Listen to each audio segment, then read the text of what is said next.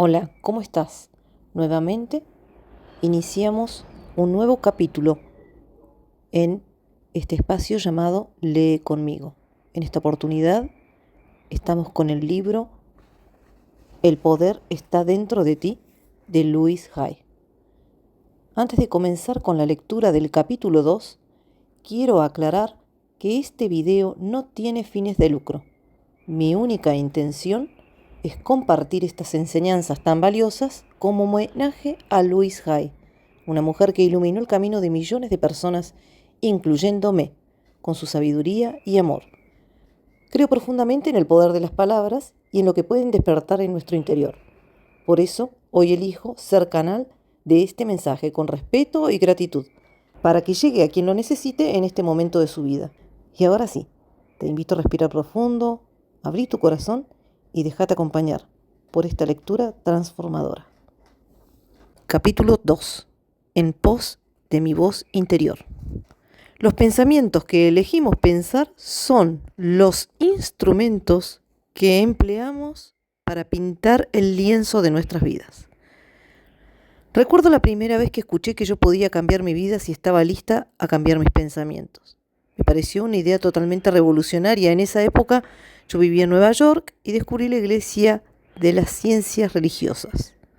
A menudo se confunde la iglesia de la ciencia religiosa o ciencia de la mente fundada por Ernest Holmes con la iglesia de la ciencia cristiana fundada por Mary Baker Eddy. Ambas reflejan un nuevo pensamiento, pero son filosofías distintas. La ciencia de la mente tiene pastores y miembros activos que siguen las enseñanzas de la iglesia de la ciencia religiosa. Ellos fueron las primeras personas que me dijeron que mis pensamientos determinaban mi futuro. Aun cuando no entendí lo que querían decir, este concepto tocó lo que yo llamo la campanilla interior, en ese lugar de intuición que solemos llamar la voz de dentro. Con los años he aprendido a seguirla, porque cuando esa campanilla suena diciendo sí, aún en el caso de que parezca una decisión loca, sé que para mí es la correcta. Así pues, esos conceptos pulsaron una cuerda en mí. Algo me dijo, sí, son correctos. Entonces comencé la aventura de aprender la forma de cambiar mis pensamientos. Una vez acepté la idea y dije, sí. Comencé a aprender los cómo. Leí muchísimos libros. Mi casa empezó a parecerse a la de algunas de nosotros, atestadas libros espirituales y de autoayuda. Durante muchos años asistí a clases, investigué todo lo relacionado con el tema. Literalmente me sumergí en la filosofía del nuevo pensamiento. Era la primera vez en la vida que estudiaba. Hasta entonces no había creído en nada. Mi madre era católica, no practicante, y mi padrastro ateo. No sé por qué tenía la extraña idea de que los cristianos o bien usaban cilicios o eran comidos por los leones, y ninguna de las dos cosas me entusiasmaba en lo más mínimo.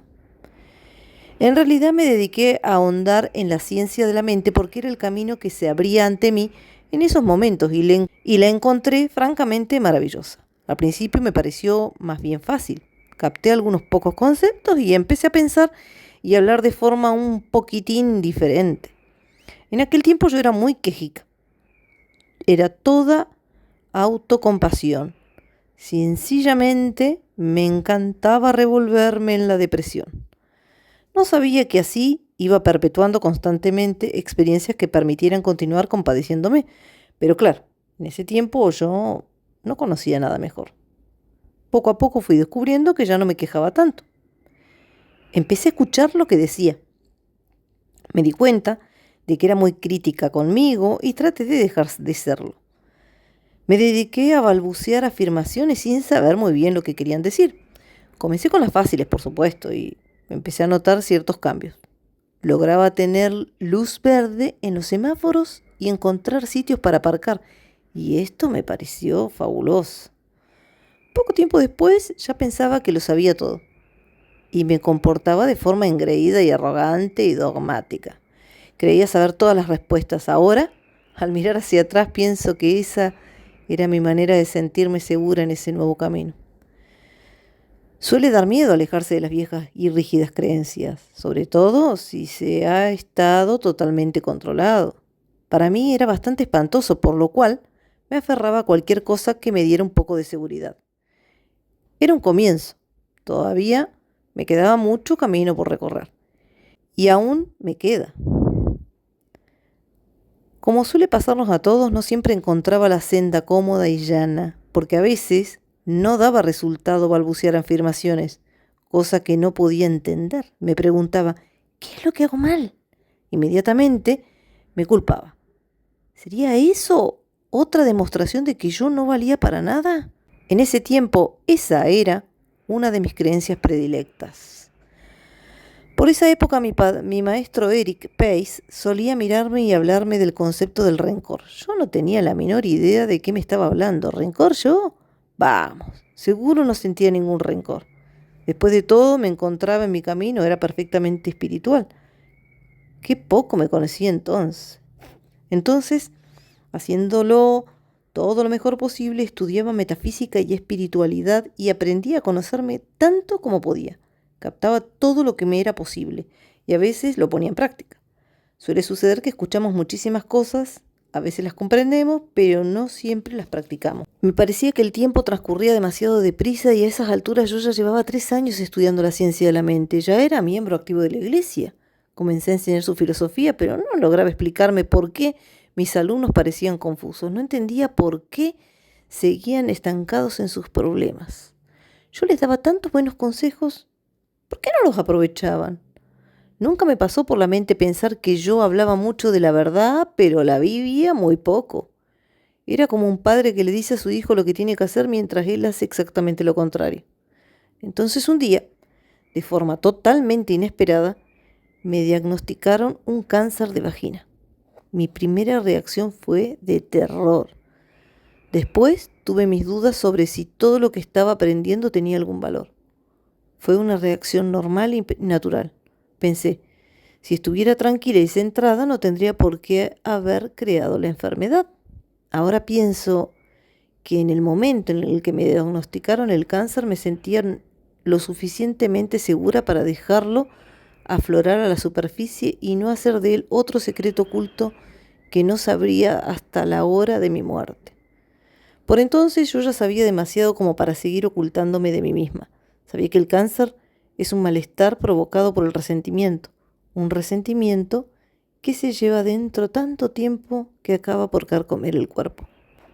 Cuando reprimimos las emociones en nuestro interior, estas tienen que concentrarse en algún lugar del cuerpo. Si nos pasamos la vida enterrando cosas, finalmente se manifestarán en una parte u otra de nuestro cuerpo. Tomé conciencia de que el rencor, al que mi profesor se había referido tantas veces, que llevaba dentro tenía que ver con haber sido maltratada física, emocional y sexualmente cuando era niña. Evidentemente albergaba resentimiento. Estaba amargada y era implacable con el pasado. Jamás había hecho ningún ejercicio para cambiar o para liberarme la amargura y dejarla atrás. Cuando me marché de casa, eso era todo lo que pude hacer para olvidar lo que me había sucedido. Creía haberlo dejado atrás, cuando en realidad sencillamente lo había enterrado.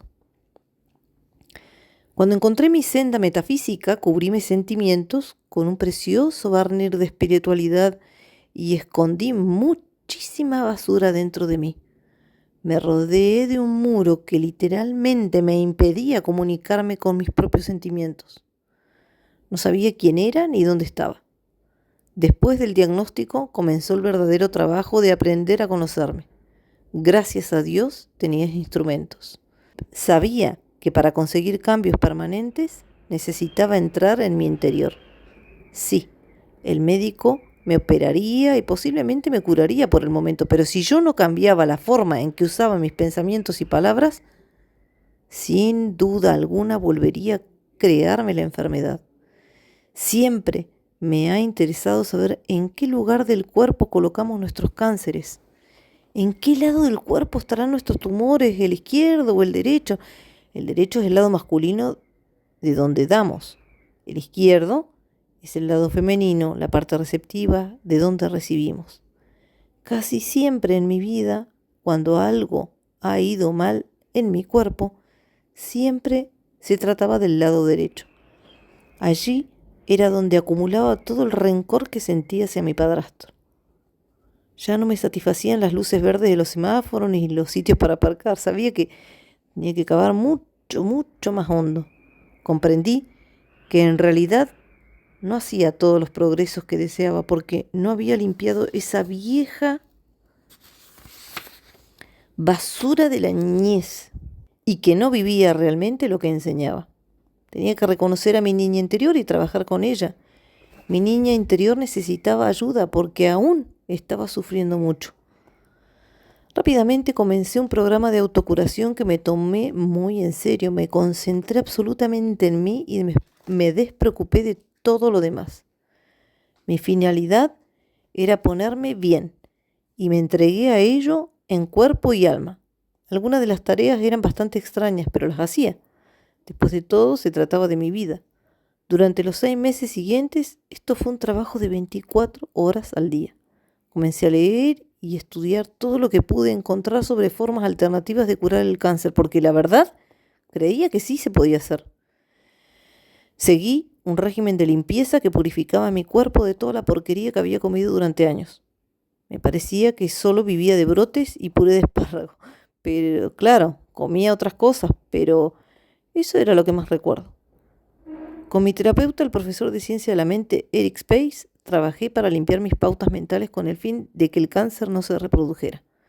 Hacía afirmaciones, visualizaciones y seguí tratamientos espirituales para la mente. También trabajaba diariamente con el espejo.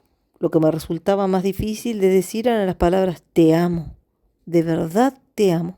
Me costó muchísimas lágrimas y muchos ejercicios de respiración lograrlo. Cuando lo conseguí, fue como si hubiera dado un salto cuántico. Acudí a un buen psicoterapeuta especialista en ayuda a la gente a liberar la rabia, y durante esa época me pasaban buenos ratos golpeando cojines y chillando. Fue maravilloso, me parecía tan fabuloso porque jamás había tenido permiso para hacer esto en mi vida.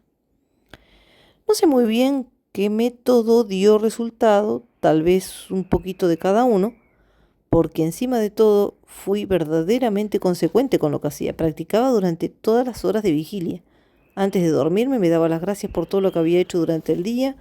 Hacía la afirmación de que mi progreso de curación, hacía la afirmación de que mi proceso de curación se realizaba en mi cuerpo mientras dormía y que a la mañana siguiente despertaría sintiéndome bien, renovada con nuevas energías.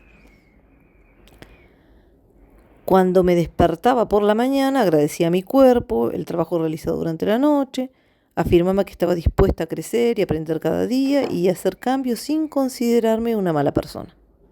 También trabajé para comprender y perdonar. Una de las formas de hacerlo fue averiguar todo lo posible sobre la infancia de mis padres. Empecé a comprender que en realidad no podrían haber hecho de manera diferente nada de lo que hicieron debido a la forma en que fueron criados. A mi padrastro lo maltrataron en su hogar y él hizo lo mismo con sus hijos. Mi madre fue educada en la creencia de que el hombre siempre tiene razón y la mujer debe estar a su lado y dejar que hagan lo que quiera. Nadie les enseñó una forma diferente de vivir. Ese era su estilo de vida. Paso a paso, mi creciente comprensión me capacitó para comenzar el proceso del perdón. Cuanto más perdonaba a mis padres, más dispuesta me sentía a perdonarme a mí misma. Perdonarnos a nosotros mismos es tremendamente importante. Muchos hacemos a nuestro niño interior el mismo daño que le hicieron nuestros padres. Sencillamente continuamos maltratándolo y eso es muy triste, muy triste. Cuando éramos niños y otras personas nos maltrataban, no teníamos muchas opciones, pero es terrible que de mayores seamos nosotros quienes maltratemos a nuestro niño interior. A medida que me perdonaba, comencé a confiar en mí misma. Descubrí que cuando no confiamos en la vida o en los demás, lo que en realidad pasa es que no confiamos en nosotros mismos. No confiamos en nuestro yo superior para que cuide de nosotros en todas las situaciones. Y por eso decimos, nunca volveré a enamorarme porque no quiero sufrir. Nunca permitiré que esto vuelva a suceder. Lo que realmente estamos diciéndonos es, no confío en ti. lo suficiente para dejar que cuides de mí, de modo que me voy a mantener lejos de todo. Finalmente comencé a confiar en mí misma lo suficientemente como para cuidar de mí. Entonces se me fue haciendo cada vez más fácil amarme. Mi cuerpo estaba sanando y mi corazón también. Mi crecimiento espiritual me llegó de esta manera tan inesperada.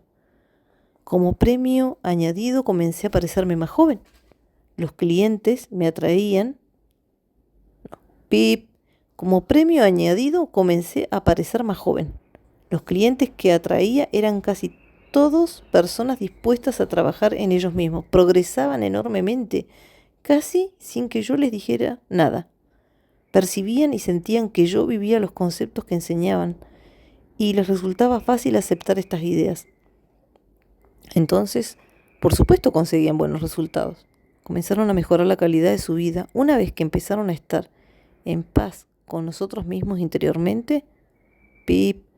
Una vez que empezamos a estar en paz con nosotros mismos interiormente, la vida parece transcurrir de modo mucho más agradable.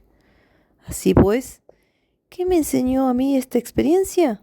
Comprendí que tenía el poder de cambiar mi vida si estaba dispuesta a cambiar mis pensamientos y a dejar marchar los hábitos que me retenían en el pasado.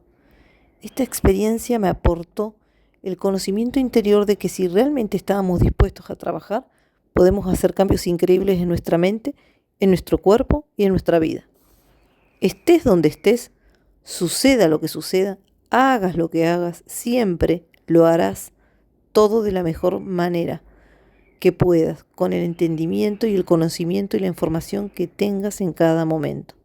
Y cuando sepas más, harás cosas de otra manera. Y cuando sepas más, harás las cosas de otra manera, como hice yo. No te regañes por estar donde estás. No te culpes por no hacer algo más rápido o mejor. Di, lo hago lo mejor que puedo.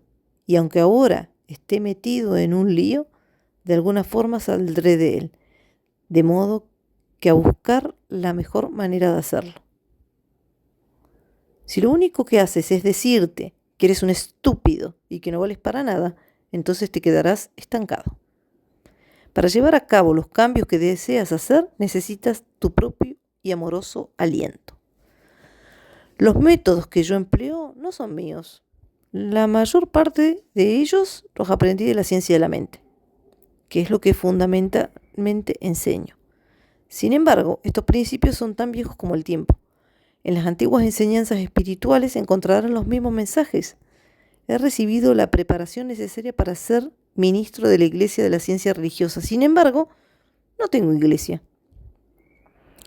Soy un espíritu libre. Doy mis enseñanzas en un lenguaje sencillo para que lleguen a mucha gente. Esta senda es una manera maravillosa de reorganizar la cabeza y de comprender verdaderamente de qué va la vida.